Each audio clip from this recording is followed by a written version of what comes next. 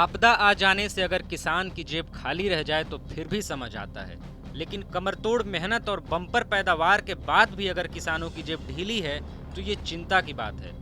दरअसल कोसी सीमांचल क्षेत्र में मक्का की खेती व्यापक रूप से होती है, जिसे वहाँ पीला सोना पुकारा जाता है। यहाँ के किसानों के लिए यह एक महत्वपूर्ण आय का स्रोत है। यहाँ से मक्का न सिर्फ देश भर में बल्कि भूटान, बांग्लादेश, दुबई और अन्य देशों में भी जाता है। इस बार कोसी सीमांचल में मक्का की बम्पर पैदावार हुई, मगर समस्या ये है कि किसानों का यह मुनाफा बिचौलियों की जेब में जा रहा है, यानी जिसने पूरी मेहनत की उसकी ही जेब खाली रह जा रही है। गांव के आसपास खरीदारी की कोई सरकारी व्यवस्था न होने के कारण औने पौने दाम में किसान लोकल साहूकारों को बेचने पर मजबूर हैं। देखिए, किसानों के साथ समस्या क्या है कि सबसे पहले तो खेत को बुआई किया जाता है, जोताई किया जाता है। जोताई करने के बाद बीज उपलब्ध रहता है, खाद लगता है। तो जिस टाइम में किसान खेती करने के लिए बीज की आवश्यकता होती है, उस टाइम में जो है बीज जो मक्का अभी देख रहे हैं, ये मक्का जो है 3355 पेनियर कंपनी की बीज है। तो ये बीज अब की बार 400 से 4500 रुपया पर पैकेट बिका है। ओरिजिनल क्या है रेट? ओरिजिनल उसका 2200 का रेट है, लेकिन 4500।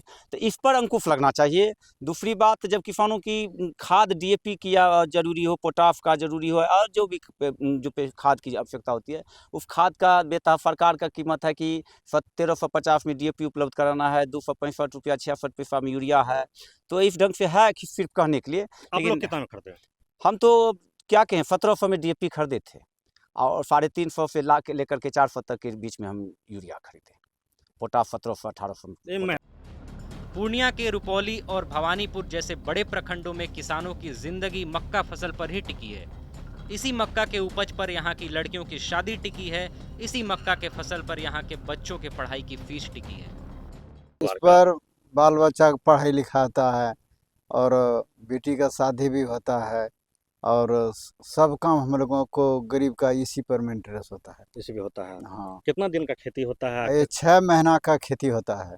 पूरे परिवार हाँ, मिलकर पूरे परिवार मिल करके खटते हैं इसमें।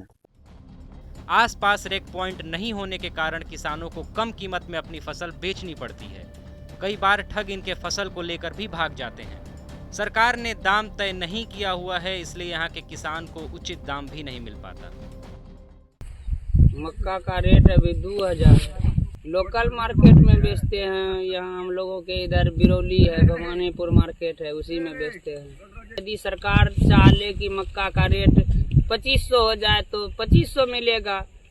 यहाँ का लोकल बनिया जो ले रहा है वो 2000 में, वही ना हम लोग देंगे। अभी मक्का जैसे मौसम खराब हो गया तो दिक्कत होता है किसान को। अब कहीं खेत में है तो कहीं द्वार पे है तो कहीं रास्ता में है, दिक्कत है। इसलिए लोग बेच देता है मक्का को। सरकारी रेट तो मिल नहीं पाता है, जो है 2000 में देना पड़ता है। कोसी सीमांचल का सबसे बड़ा रेल रेक पॉइंट कुर्सेला में, जहां से देश के विभिन्न हिस्सों के अलावा विदेश में भी मक्का भेजा जाता है, मगर यहां भी सुविधाओं का घोर अभाव है। शेड न होने के कारण बारिश में अनाज बर्बाद हो जाता है, जिसका नुकसान किसानों को ही उठाना पड़ता है। क्या रेट मिल रहा है? 2150 रुपया है। क्या यहाँ से मक्के विदेशों तक जाता है। बांग्लादेश, कहाँ मक्के जाती है? बांग्लादेश, इंडिया के तमाम महानगरों में, चेन्नई, बेंगलोर, बांग्लादेश और विदेश, दुबई वगैरह सारा जगह यहाँ से मक्के सप्लाई होता है। सीमांचल का मुख्य द्वार माना जाता है कुर्सेला मक्का का। क्या लगता है आगे क्या भविष्य इसका है? सरकार पे से पहल करनी चाहिए, यहाँ एक अच्छी फैक्ट्री देनी चाहिए जिससे किसानों की आय दोगुनी होगी, किसानों को राहत मिलेगा।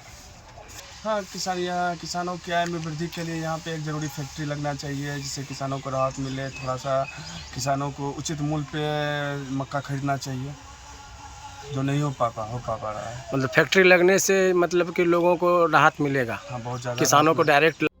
कोसी सीमांचल में बड़े पैमाने पर मक्के की खेती होती है, मगर विडंबना यह है कि मक्का आधारित कोई भी उद्योग नहीं है, जिसकी वजह से किसान अनाज को बाहर भेजने पर मजबूर है।